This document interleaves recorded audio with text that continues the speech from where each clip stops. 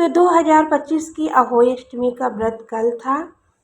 मतलब कल हम लोगों ने व्रत रखा था। ये बच्चों के लिए व्रत होता है और इसे माएँ अपने बच्चों की लंबी उम्र के लिए प्रार्थना करती हैं और निर्जल व्रत रहती हैं, जैसे कि करवा चौथ का रहा जाता है।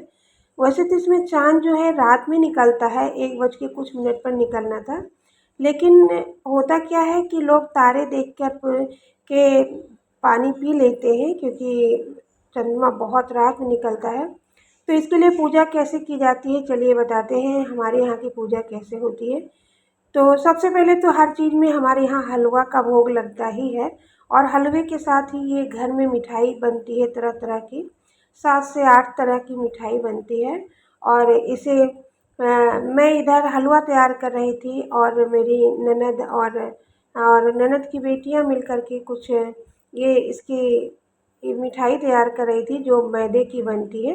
तो मैदे में रिफाइंड डाल करके इसे गूँथ लिया जाता है थोड़ा सा कड़ा, और इसे गोली बना करके छोटी छोटी पूड़ी जैसा बटरफ्लाई के आकार में दे देते हैं।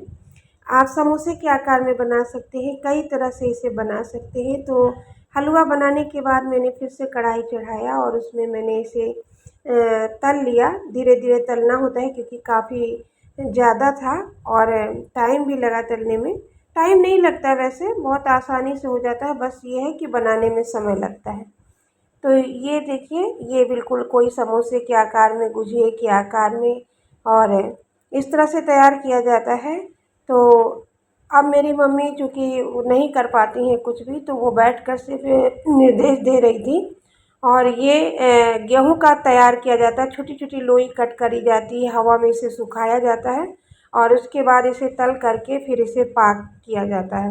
गुड़ में इसे चाशनी बना के लड्डू बनाया जाता है। यही मेन चीज़ होता है जो हमारे यहाँ चढ़ता है।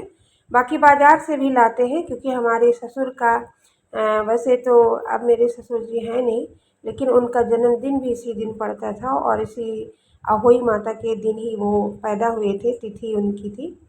तो ये जो है, इसे सारा कुछ बन गया है, सारी तैयारी हो गई है। तो ये जो मैदे का हम लोग मीठा बनाते हैं, ये पापड़ी बनती है, 8-8 पापड़ी लोटे पर चढ़ाई जाती है।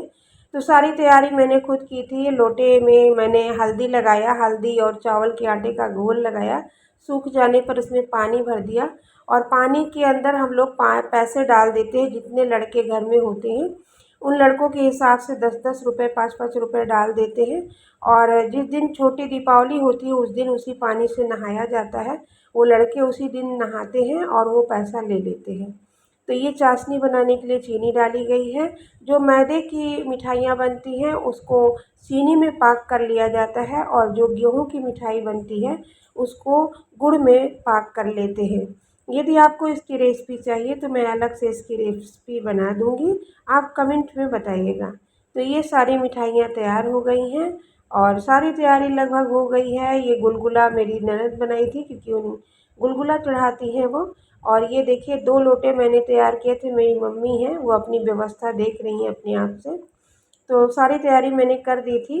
लोटे में हम लोग कलावा बांध देते हैं और उसके बाद माला छोटा छोटा बना के, और देखिए पूजा संपन्न हो गई है। तो कैसी लगी